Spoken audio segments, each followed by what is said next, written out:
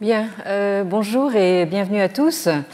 Comme vous voyez, la semaine dernière, je disais que je portais un masque en solidarité avec nos amis chinois, mais maintenant que eux peuvent l'enlever, moi je continue à le mettre. Enfin bon, bien.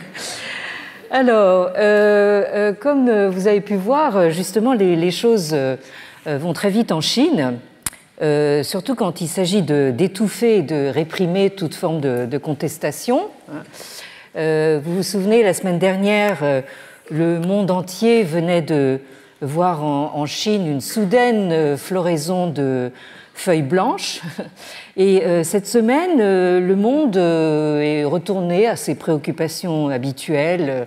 Alors, comment faire face à l'inflation? Est-ce que nous allons avoir de la neige à Noël? Des coupures d'électricité cet hiver? Quelle équipe va remporter le mondial de foot au Qatar, etc. Pendant qu'en Chine, dans la plus grande discrétion et hors caméra, on arrête et on intimide les manifestants pour les empêcher de récidiver. Et comme s'il ne s'était rien passé, l'air de rien, on lève le pied sur les confinements et les tests PCR à répétition sous le beau prétexte que, en fait, le variant Omicron n'est pas dangereux, alors que ça fait 3 ans que le virus est présenté comme mortel. Bon, bref. Alors, d'ailleurs, ça je trouve ça absolument génial, les autorités sanitaires chinoises ont trouvé une solution très simple. En fait, il suffit de changer le nom du virus et le tour est joué. Donc, ça n'est plus officiellement le coronavirus, donc on peut lever les restrictions et naturellement, ça n'a surtout rien à voir avec les manifestations de fin novembre. Donc là, vous voyez, c'est vraiment pas compliqué. Quand vous ne pouvez pas changer la réalité, vous changez le discours. On dirait une devise des Shadocks. Bon. Mais heureusement pour nous, le discours officiel continue à parler de 5000 ans de civilisation continue. Alors sur ce point, il n'a pas varié. Ouf, tant mieux pour nous. Alors, nous avons vu toutefois que cette vulgate n'est pas toujours répétée et relayée bêtement, sans réflexion, par tout le monde en Chine, et que certains intellectuels et certains universitaires la contestent point par point. Et c'est ce que faisait en particulier le professeur Bai Tongdong de l'université Fudan de Shanghai, dont nous avons parcouru ensemble le long article paru l'année dernière, en 2021, dans la revue Zhongguo Zhengzhexue, c'est-à-dire les études politiques chinoises. Alors, je vous rappelle que dans ce texte, Bai Tongdong, ce qu'il fait, c'est qu'il récuse, assez fermement, toutes les revendications selon lesquelles la Chine serait, enfin la civilisation traditionnelle chinoise serait absolument unique et la plus longue de toute l'histoire de l'humanité. Et il s'en prend en particulier justement à ce qu'on entend répéter un peu partout, l'idée que la Chine est la seule civilisation continue au monde encore vivante. Et c'est d'ailleurs l'argument massu qui avait été brandi par le président Xi Jinping lors de la visite officielle de son homologue américain Donald Trump à Pékin en 2017. Alors là, vous les voyez avec les deux premières dames derrière, bien sûr, toujours un pas derrière les grands hommes. Là, vous voyez, ils s'échangent. Enfin, Donald Trump, on ne sait jamais s'il sourit ou s'il fait une grimace, mais en tout cas ils ont l'air d'avoir une conversation très aimable. Mais en réalité, ce qu'ils sont en train de se dire, c'est que le président chinois dit vous êtes vraiment dans la plus ancienne civilisation du monde. Et Donald Trump, en fait, lui cherche les poux dans la tête, si j'ose dire, en lui rétorquant, mais oui, mais attendez, c'est pas les Égyptiens là qui sont encore plus anciens que vous là. Et là, justement, Xi Jinping sort l'argument massu et dit oui, mais nous, on a une civilisation continue de presque 5000 ans, donc continue. Hein. Bon. Alors encore une fois, dit par un chef de parti communiste révolutionnaire, ça vaut son pesant de cacahuètes, hein, comme on a vu.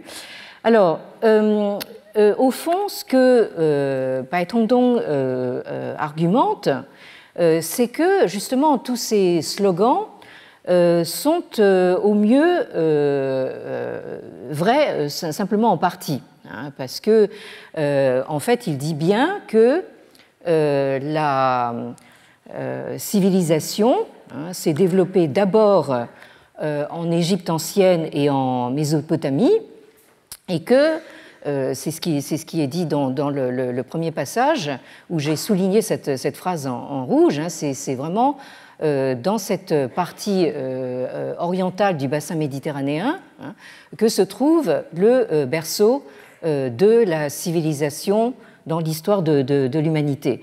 Et donc la Chine, qui est en fait, si j'ose dire, au fond du couloir à gauche, enfin dans le continent eurasiatique, elle se trouve un petit peu en marge, hein, de ce berceau de la civilisation. Et c'est ce qui est dit dans le deuxième passage, hein, donc, où la phrase en rouge dit que la civilisation chinoise, on peut considérer qu'elle est au Bianyuan, c'est-à-dire à la marge de la civilisation. Mais en étant à la marge, hein, elle a quand même pu justement bénéficier des apports de la civilisation méditerranéenne, hein, et c'est ce qui lui a permis justement d'être, disons, aux premières loges, comme toutes ces civilisations anciennes, au moment de l'âge axial, c'est-à-dire aux environs de 500 à 300 avant l'ère chrétienne. Et donc, on peut considérer que, effectivement, elle fait partie des grandes civilisations de l'Antiquité, mais elle est certainement pas dans une position d'être fondatrice. D'autre part, Bai Tongdong s'en prend également à l'idée justement d'une civilisation continue, parce que l'histoire de la Chine montre bien que le territoire chinois a été à plusieurs reprises conquis par des dynasties non chinoises, donc à commencer par la dynastie mongole des Yuan, qui a véritablement changé le cours de l'histoire chinoise, pas forcément en bien. Et il dit enfin que le fait que,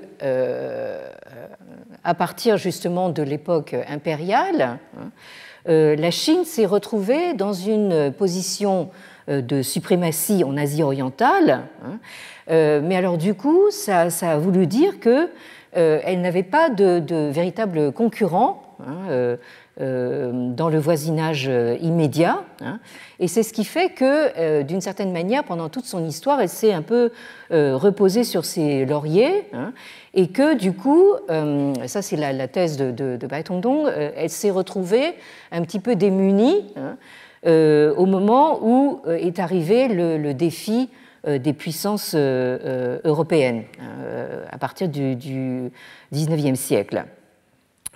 Alors, ce que Bai Tongdong envoie comme message justement aux aux idéologues nationalistes qui alimentent cette idée donc d'une Chine, comment dire, la première civilisation et l'unique continue. Ce qu'il conteste dans tout ça, c'est en fait l'idée du caractère unique de la Chine. Autrement dit, ce qu'on a appelé aussi en fait la thèse de l'exceptionnalisme chinois, hein, c'est-à-dire que la Chine c'est vraiment un cas à part. Hein. Bon, alors c'est une idée qui a été bien sûr très fortement alimentée non seulement en Chine mais aussi ailleurs par ceux que les Chinois considèrent comme des amis de la Chine. Hein. Alors on en a un peu partout, on en a aux États-Unis, on en a dans le monde anglo-saxon, mais on en a aussi ici chez nous, hein, de ceux qui soutiennent mordicus l'idée justement d'une altérité radicale chinoise. Alors, le problème justement de cette idée que la Chine est unique, c'est que du coup, en fait, ça empêche justement cette même Chine de s'engager dans une compétition avec les autres civilisations. Donc, comme nous l'avons souligné la dernière fois, donc le but de Bai Tongdong dans tout son article, c'est de dire que ce qui est important, c'est pas d'être unique, c'est d'être en situation de compétition. Et c'est ce sur quoi il conclut. Vous avez le dernier paragraphe de la conclusion dans la deuxième moitié de la diapositive, que je vous traduis. Donc, ce pluralisme est différent de ce qu'on entend habituellement par le pluralisme au sens libéral du terme. Ce dernier, ce pluralisme libéral, en fait, met l'accent sur la tolérance entre les civilisations, hein, et ça inclut même en fait le refus de se comprendre mutuellement en profondeur, hein, et le fait de se contenter d'une notion assez superficielle ou même relative ou nihiliste, hein, selon laquelle nous sommes tous pareils. Hein. Au fond, c'est ce que nous appellerions donc du relativisme culturel. Hein. Alors, ce pluralisme dont nous parlons hein, ici, c'est le Jingzheng de Duoyuanxing. Donc, c'est le pluralisme de compétition. C'est une compétition qui évite l'extinction physique ou culturelle, hein, et donc, et là je l'ai souligné aussi en rouge, il ne s'agit pas, ce dont nous parlons, ça n'est pas le choc des civilisations à la Huntington, mais plutôt, hein, et comme je le remarquais la dernière fois, donc c'est plutôt la mentalité du fan de foot. Et je disais, c'est un article qui date de 2021, mais c'est tout à fait d'actualité. Hein. Le fan de foot, hein, l'amateur de foot, évidemment, ce qu'il veut, c'est que son équipe gagne, hein, et donc il fait tout pour ça, mais en même temps, c'est tout à fait dans son intérêt que les autres équipes survivent aussi, puisque sinon, si elles étaient complètement détruites, en fait, elles représenteraient plus de concurrence ou de compétition. Donc, c'est aussi dans son intérêt que les autres équipes survivent. Et c'est donc dans ce sens que le progrès de la civilisation humaine requiert ce type-là de choc, c'est-à-dire le choc entre deux équipes de foot, hein, et ce type de bataille entre bataille des dieux, la guerre des dieux. Hein. Alors, la guerre des dieux du foot, évidemment. Bon. Alors, Vous voyez ici que notre Bai Tongdong, dont je rappelle qu'il a été en partie formé aux États-Unis, il a fait son doctorat aux États-Unis, il a enseigné aux États-Unis et actuellement il garde encore beaucoup de contacts avec les institutions universitaires américaines. Il anime un cursus de cours en anglais sur la philosophie chinoise à l'université Fudan de Shanghai. Donc, c'est quelqu'un qui est manifestement sous une influence très américaine, avec cette idée de la compétition comme moteur ou stimulus du progrès. D'où cette référence au fameux choc des civilisations, en anglais le Clash of Civilizations, de Huntington. Mais alors la question qui va se poser aujourd'hui, c'est pourquoi aussi bien quelqu'un comme Bai Tongdong que Xi Jinping lui-même rejette aussi catégoriquement ce schéma du choc des civilisations. Alors, Bai Tongdong vient de nous expliquer que pour lui, compétition ne veut pas dire destruction de l'adversaire. Mais pour ce qui est justement du rejet de l'idée de choc des civilisations chez Xi Jinping, là, c'est peut-être quelque chose d'un tout petit peu différent.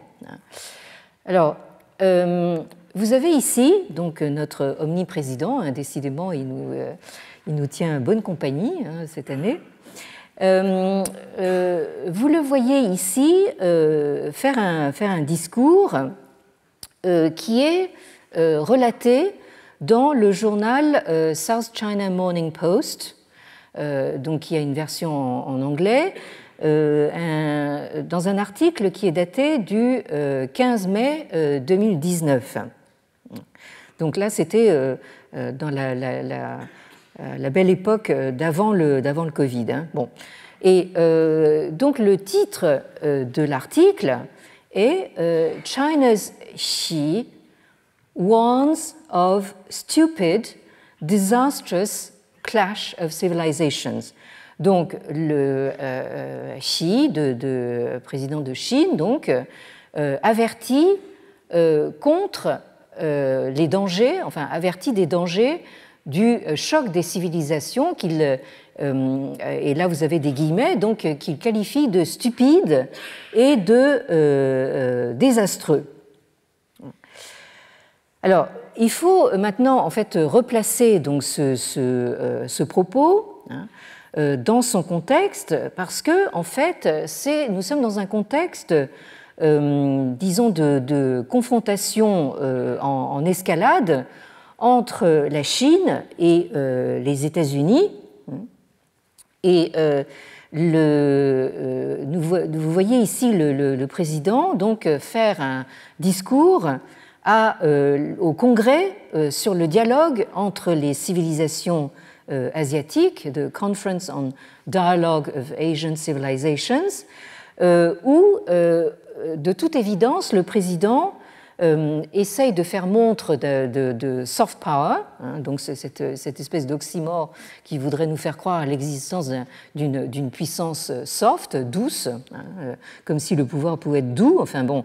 Et donc, sans faire mention des États-Unis, il s'en prend en réalité justement à cette escalade rhétorique manifestée par Washington.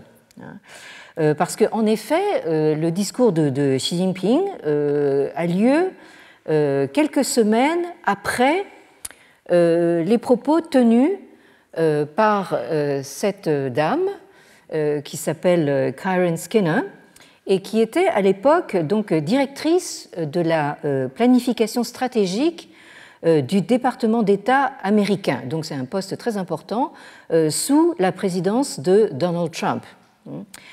Alors, cette dame, donc quelques semaines avant ce discours du 15 mai 2019,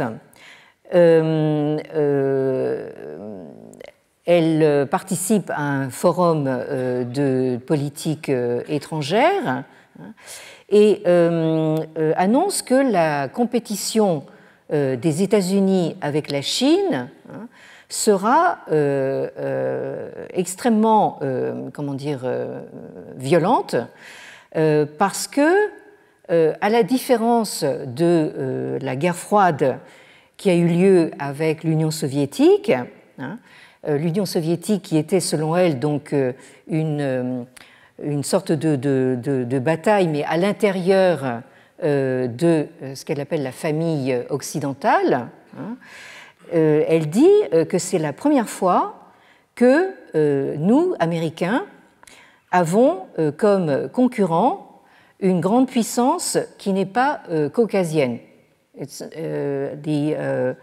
It's the first time that we will have a great power competitor that is not Caucasian. Bon. Par ailleurs, en fait, elle dit assez clairement que le département d'État américain doit se préparer à un choc des civilisations avec la Chine.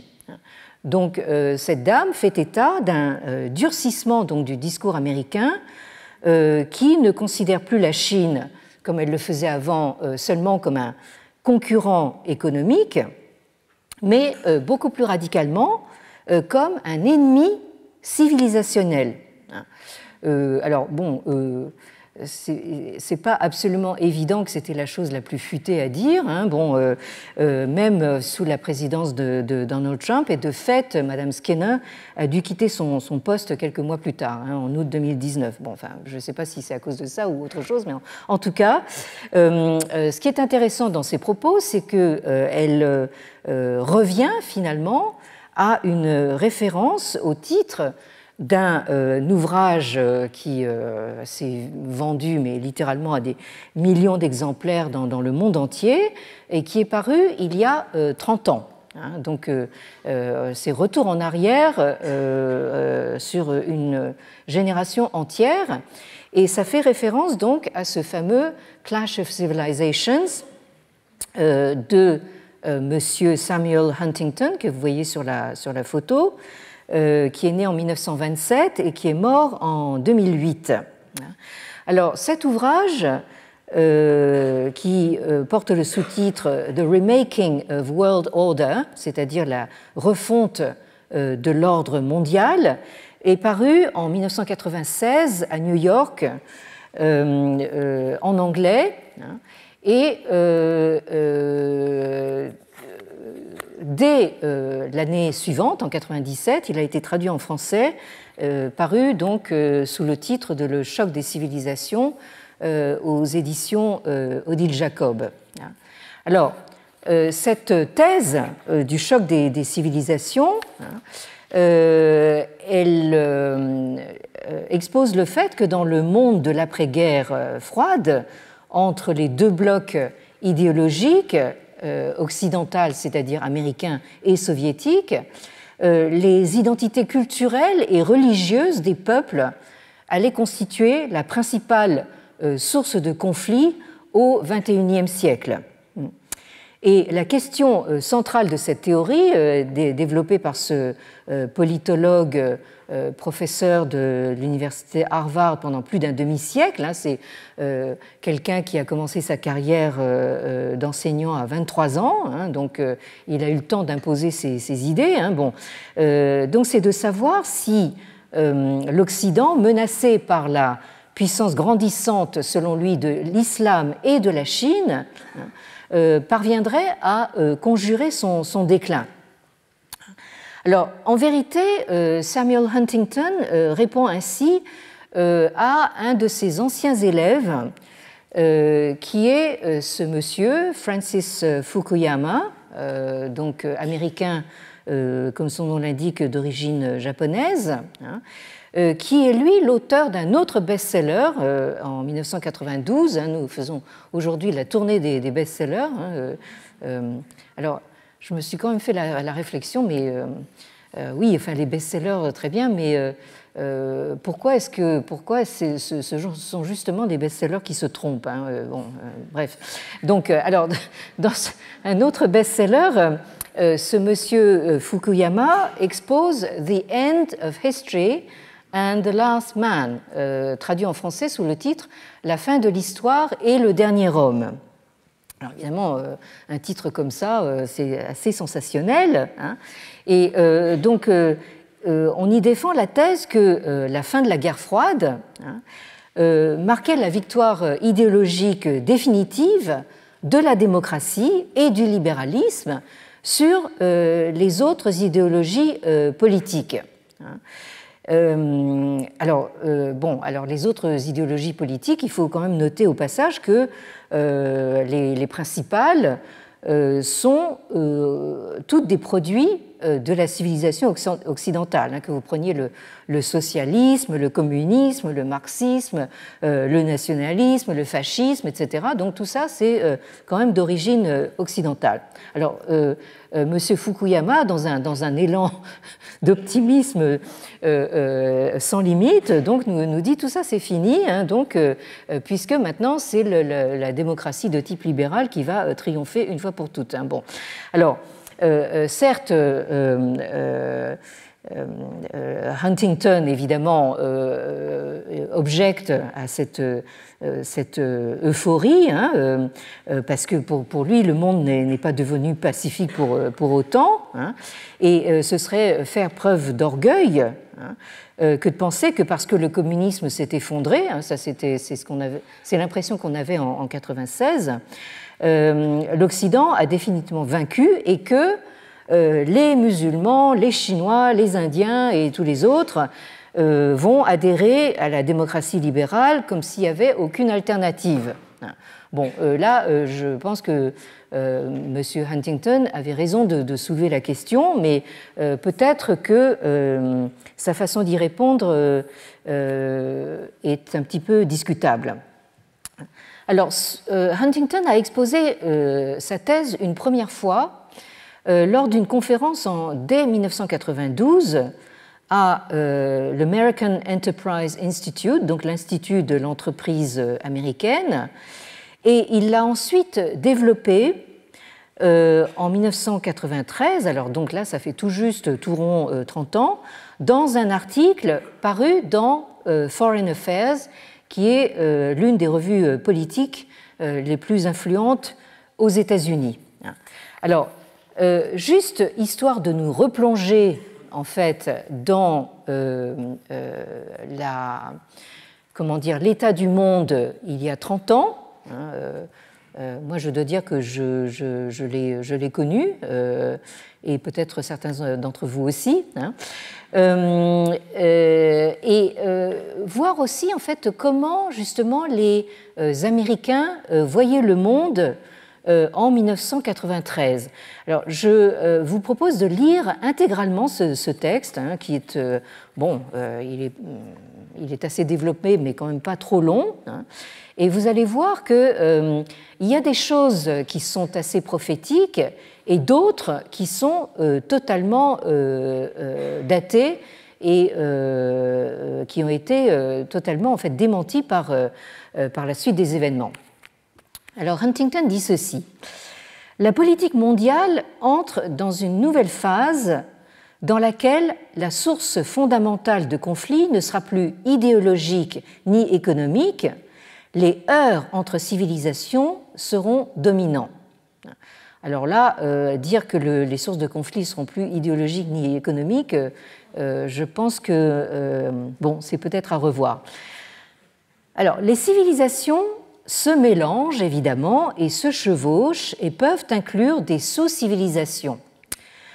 La civilisation occidentale a deux variantes majeures, européenne et nord-américaine, tandis que l'islam possède ses subdivisions arabes, turques et malaises. Bien que les frontières entre les civilisations soient rarement nettes, les civilisations sont réelles, c'est-à-dire elles ont une réalité tangible, selon lui. Elles culminent et déclinent, elles se divisent et fusionnent, et comme le sait tout étudiant en histoire, les civilisations disparaissent. C'est ce que disait Valérie aussi. Les Occidentaux ont tendance à considérer les États-nations comme les acteurs principaux de la géopolitique. Ils l'ont été pendant quelques siècles seulement.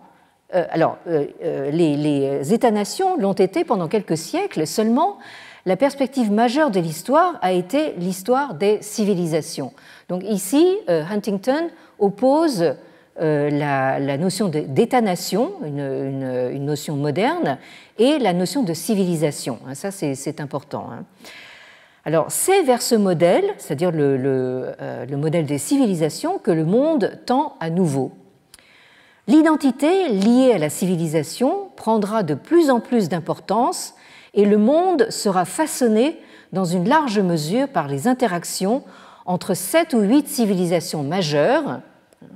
Alors là, vous avez schématisé ces distinctions entre civilisations. Les civilisations occidentales, confucéennes, japonaises, donc là, oui, on apprend que la civilisation confucienne, ce n'est pas la même chose que la civilisation japonaise, islamique, hindouiste, slave orthodoxe, latino-américaine et peut-être africaine. Bon, j'adore le peut-être africaine. Bon, est-ce que les Africains ont une civilisation? C'est pas sûr. Bon, alors, vous avez ici une représentation qui est un petit peu plus, un peu moins schématique, plus nuancée, mais tout de même. Enfin, vous avez ces espèces de codes couleurs qui posent un peu question. Bon, alors les lignes de fracture entre les civilisations seront les lignes de front des batailles du futur. Pourquoi? Les différences entre les civilisations sont basiques, impliquent l'histoire, le langage, la culture, la tradition et, plus important encore, la religion. Les différentes civilisations voient de manière différente les relations entre Dieu et l'homme, le citoyen et l'État, les parents et les enfants, la liberté et l'autorité, l'égalité et la hiérarchie. Ces différences sont le fruit des siècles. Elles ne disparaîtront pas de sitôt. Le monde devient plus petit. Les interactions entre les peuples des différentes civilisations se multiplient. Elles intensifient la conscience de civilisation. Les changements économiques et sociaux détachent les peuples de leur identité locale de longue date. Dans la plupart des régions du monde, la religion est venue combler ce vide, souvent sous la forme de mouvements dénommés fondamentalistes dans l'Occident chrétien, le judaïsme, le bouddhisme, l'hindouisme et l'islam. La désécularisation du monde, expression mise entre guillemets, remarquée par George Weigel, est une réalité de la vie en cette fin de XXe siècle. Et ce phénomène de retour vers ses racines se produit parmi les civilisations non occidentales. Cela inclut l'asianisation au Japon, la fin du legs de Nehru et l'hindouisation de l'Inde, là oui ça peut être, l'échec des idées occidentales de socialisme et de nationalisme, discutable, et désormais une réislamisation du Moyen-Orient, ainsi qu'un débat en Russie au sujet de l'occidentalisation. Donc vous voyez, ici, il y a un mélange en fait de choses qui nous paraissent relativement justes et d'autres qui sont beaucoup plus discutables. Alors, il continue. Plus important, les efforts de l'Occident pour promouvoir ses valeurs de démocratie et de libéralisme comme des valeurs universelles, pour maintenir sa prédominance militaire et pour faire progresser ses intérêts économiques, engendrent des ripostes en provenance des autres civilisations. L'axe central de la politique mondiale sera vraisemblablement le conflit entre l'Ouest et le reste, en anglais « the West and the rest », et les réponses que pourront donner les civilisations non occidentales au pouvoir de l'Occident et à ses valeurs. L'exemple le plus frappant de la coopération anti-occidentale est la connexion entre les États islamiques et confucéens, défiant le pouvoir et les valeurs occidentales. Alors là,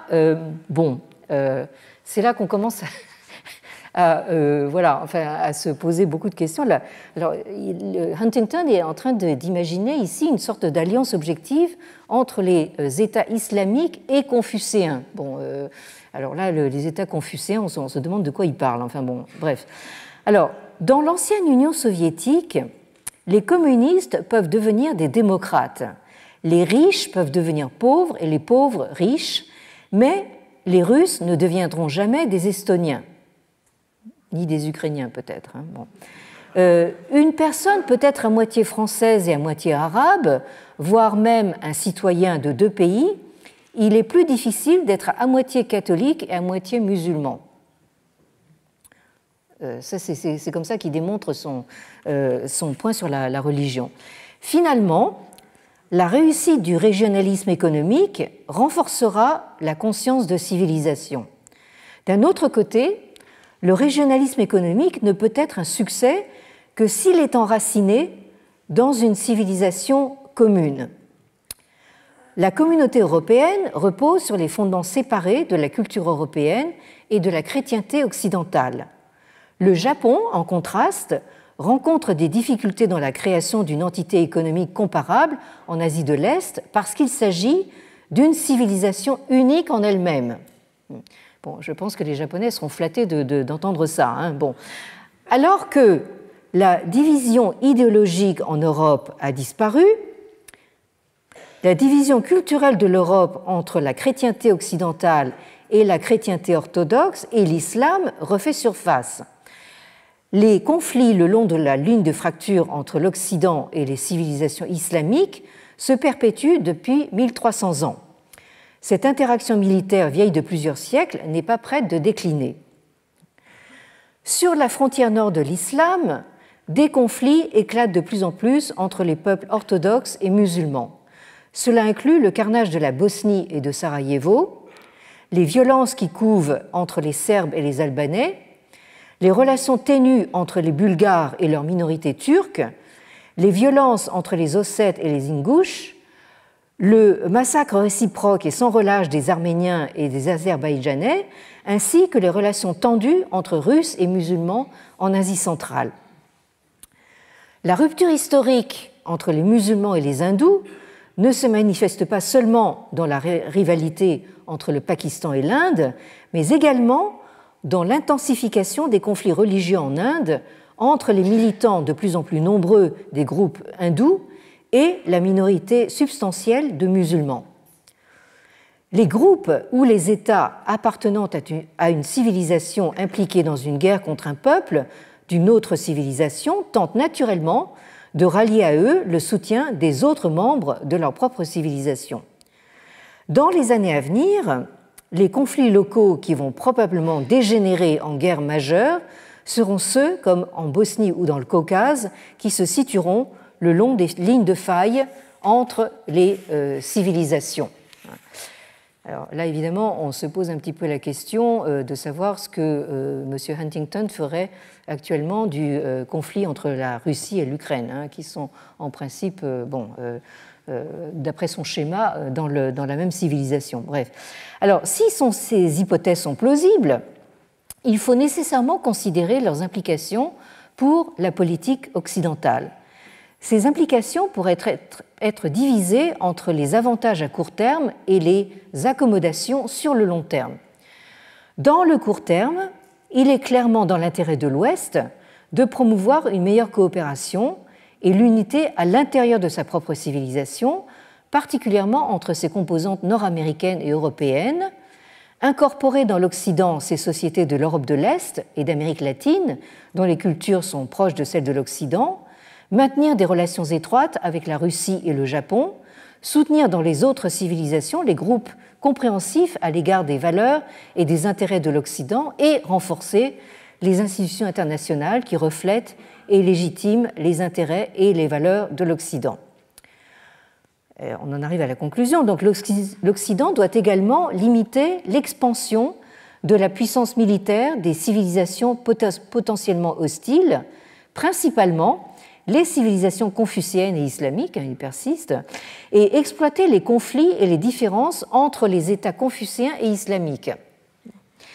Cela demandera une modération dans la réduction des capacités militaires occidentales et en particulier le maintien de la supériorité militaire américaine dans l'Asie de l'Est et du Sud-Ouest.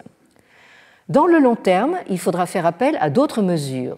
L'Occident devra de plus en plus s'accommoder des civilisations modernes non occidentales dont la puissance rejoint celle de l'Occident, mais dont les valeurs et les intérêts diffèrent significativement des siens.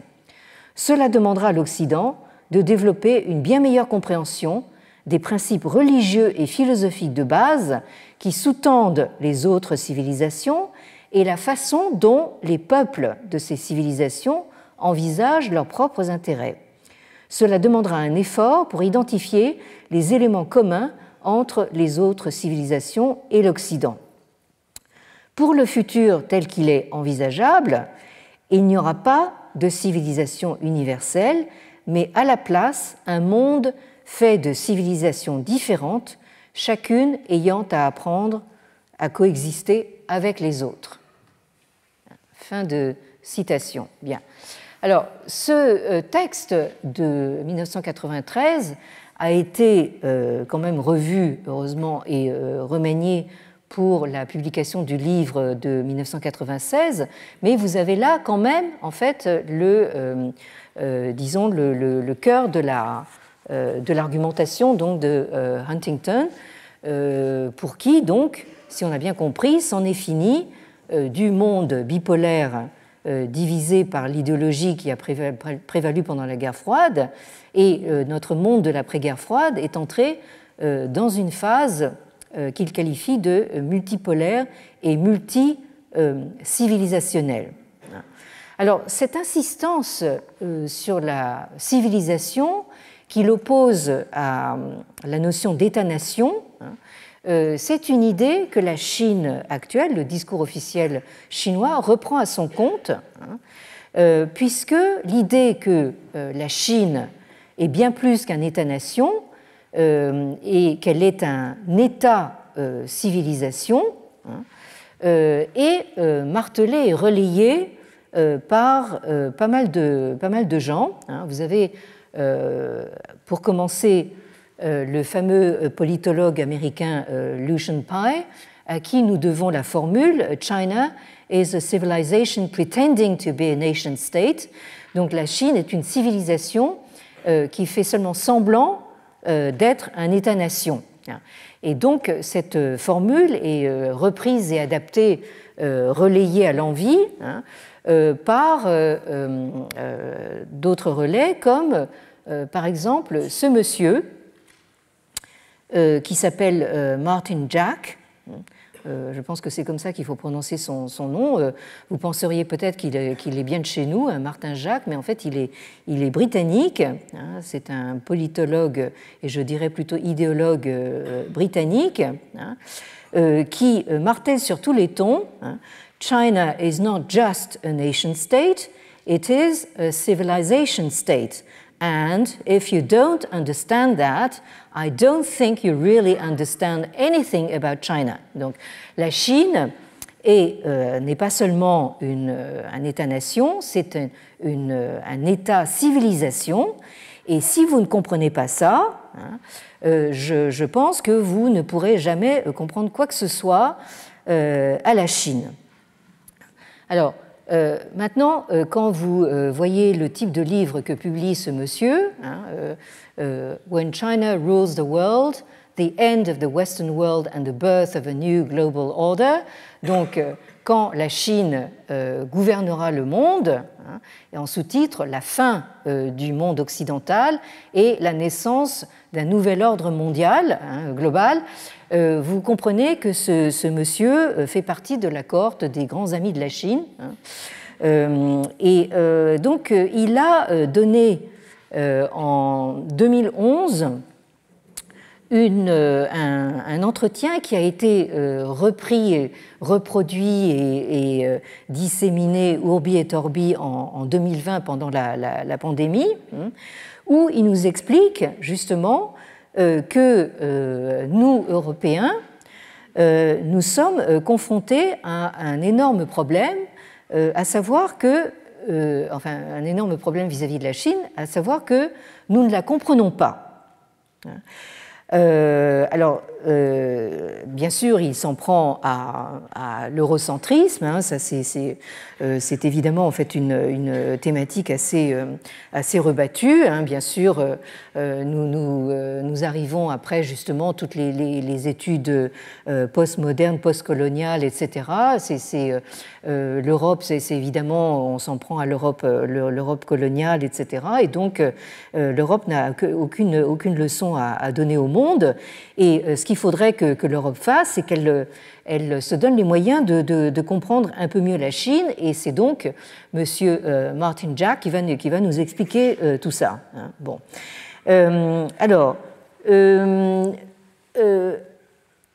ce qui, justement, nous aveugle sur la Chine, hein, c'est que nous la voyons, selon lui, comme un État-nation, hein, comme les autres, et donc la Chine, enfin, siège comme tous les autres pays à l'Organisation des Nations Unies, etc.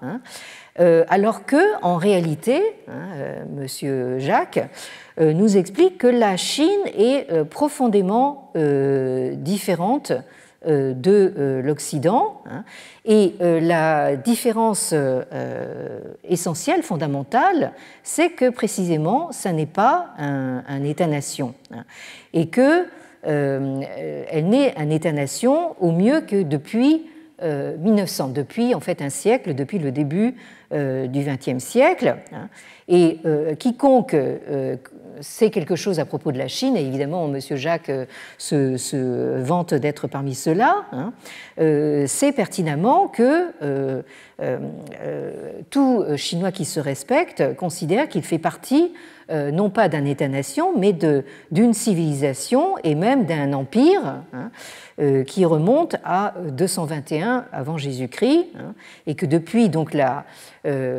victoire de Qin sur tout ce qui constitue maintenant l'empire chinois, hein, donc depuis ce temps-là, les Chinois se considèrent comme partie de cette civilisation. Et encore à l'heure actuelle, selon M. Jacques, le sens de l'identité chinoise, hein, n'est pas issu de leur appartenance à un État-nation depuis le début du XXe siècle, mais fait référence aux 2000 ans justement de son histoire impériale comme justement État-civilisation. Alors, il continue ainsi pendant un certain temps, et donc il illustre son propos avec quelques exemples. Alors, le premier exemple qu'il donne, alors ça c'est un peu manque de chance pour lui, c'est Hong Kong. Bon. Alors, il nous rappelle qu'en 1997, Hong Kong a été rétrocédé à la Chine par les Britanniques. Alors, vous avez ici donc le Britannique qui fait son mea culpa, hein, donc Hong Kong, colonie britannique. Voilà, alors c'était tout à fait légitime que donc les Anglais donc rétrocèdent Hong Kong à la Chine. Et donc, à ce moment-là, prévalait, hein, ça c'est M. Jacques qui le rappelle, je vais finir par dire frère Jacques, enfin bon, donc il rappelle qu'à ce moment-là, au moment de la rétrocession, donc, la Chine reprenait Hong Kong dans son giron, mais selon le principe de un pays, deux systèmes. Et donc, bien sûr, Monsieur Jacques attribue justement cette idée à précisément ce sens civilisationnel chinois, hein, qui fait que nous sommes en fait deux États-nations, mais appartenant à une même civilisation. Et donc, il dit que justement, en fait, c'est précisément ce principe de un pays, deux systèmes qui montre justement le caractère civilisationnel de la Chine impériale.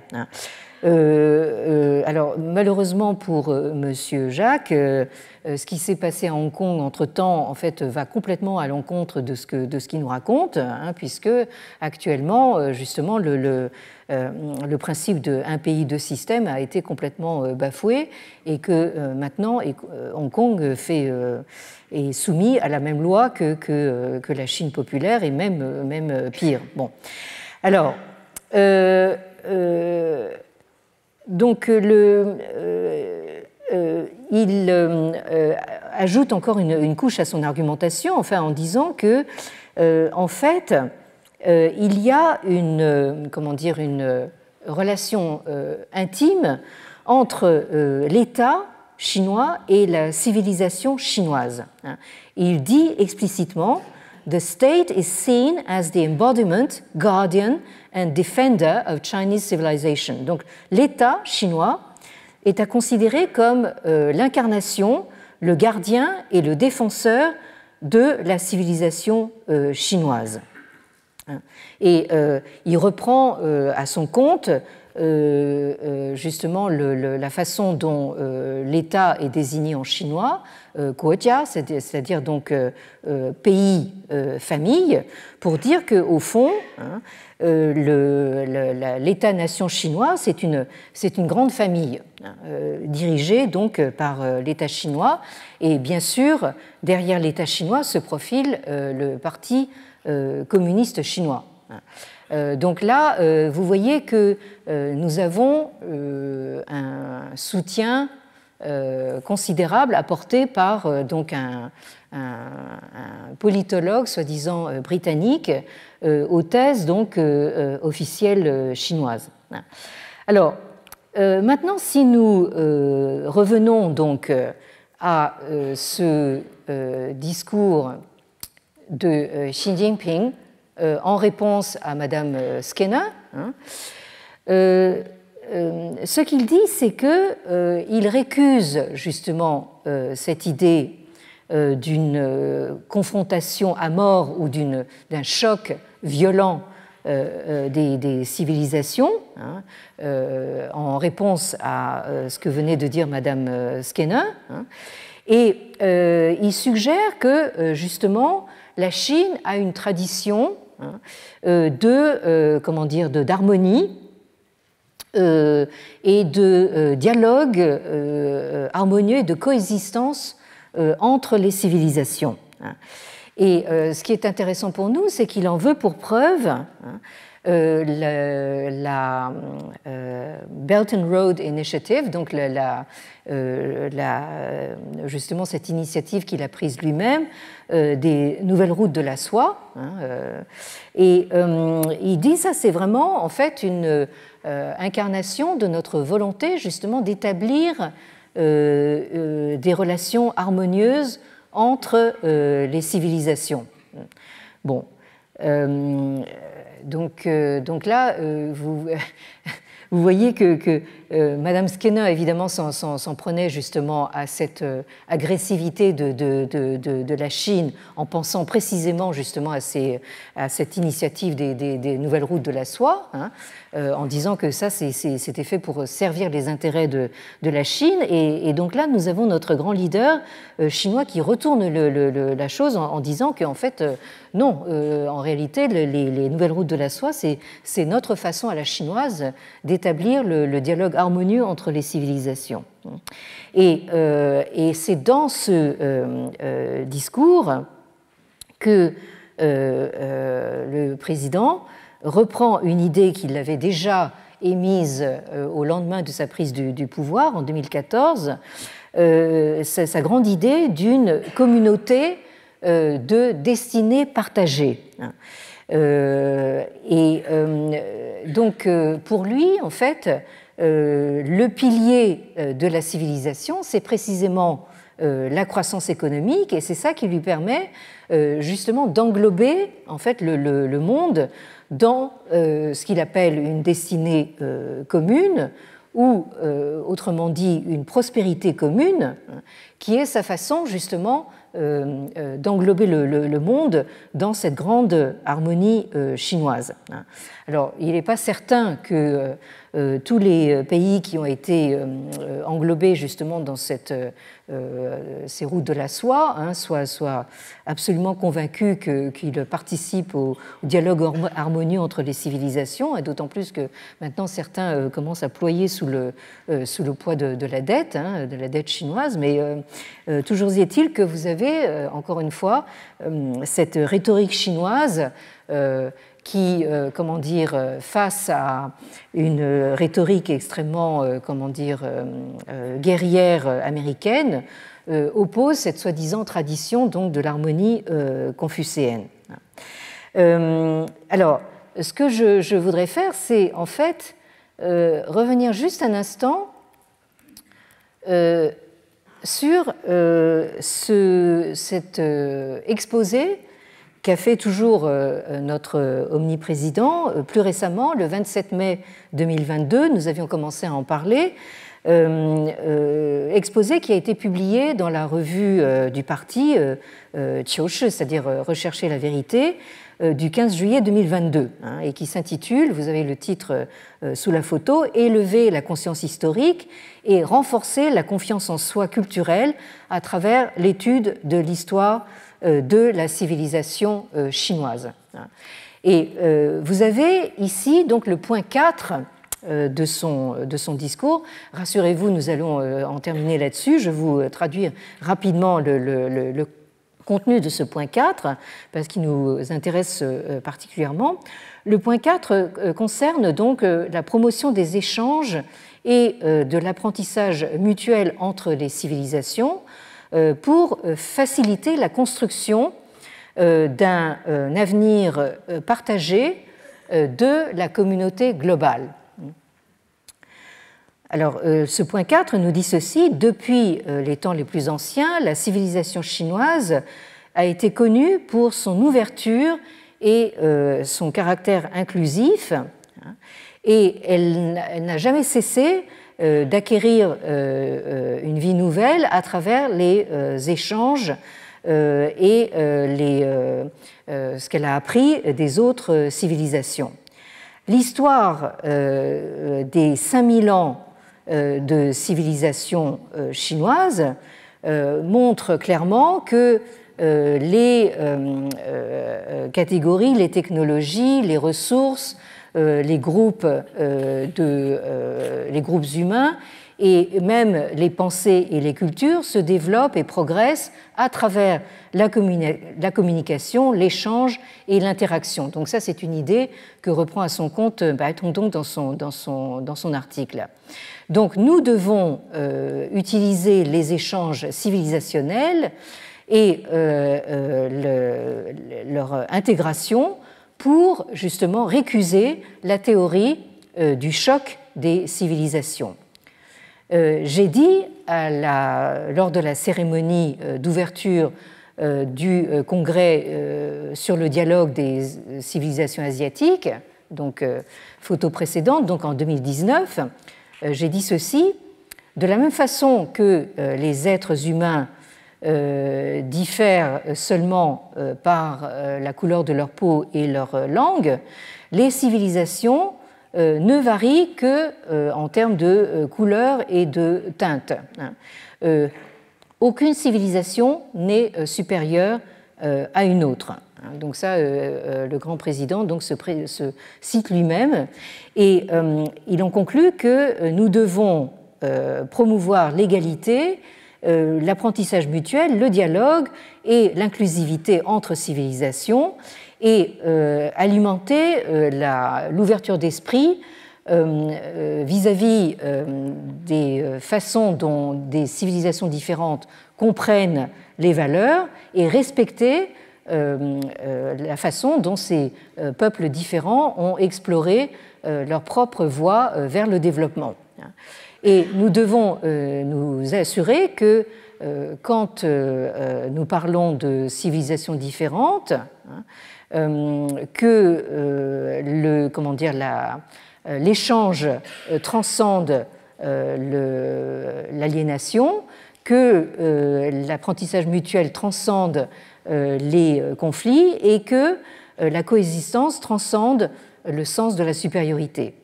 Enfin, nous devons promouvoir les valeurs communes humaines telles qu'elles sont, et là c'est important, telles qu'elles sont inscrites dans la culture chinoise. Donc là, vous voyez un petit peu cette façon très habile de dire, en fait, on pense global, mais en fait, c'est la Chine qui a pensé global en premier, en quelque sorte. Bon.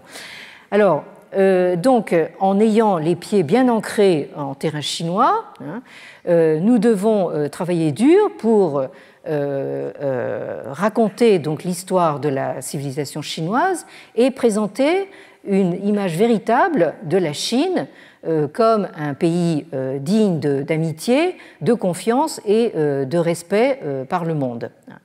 Et c'est très important que nous expliquions clairement que ce que la Chine représente comme civilisation et comme pays, et comment les Chinois voient l'univers, le monde, la société et le sens moral. Nous devons montrer au monde la longue histoire et le riche héritage humain de la civilisation chinoise, de telle façon que les peuples du monde entier peuvent véritablement comprendre, et alors là j'ai souligné la phrase tout en bas de la diapositive, que tout le monde puisse comprendre la Chine, le peuple chinois, le Parti communiste chinois et la nation chinoise. Donc là, vous voyez, il faut penser global. Nous sommes au-delà du choc des civilisations, mais en fait, ça en revient non seulement au point de vue chinois, mais en fait à cette identification dont je parlais tout à l'heure, donc de la Chine, du peuple chinois, de la nation chinoise et du parti. Merci. À la semaine prochaine pour explorer un peu plus loin justement quelle est cette question justement d'avenir commun, durable et partagé. Merci.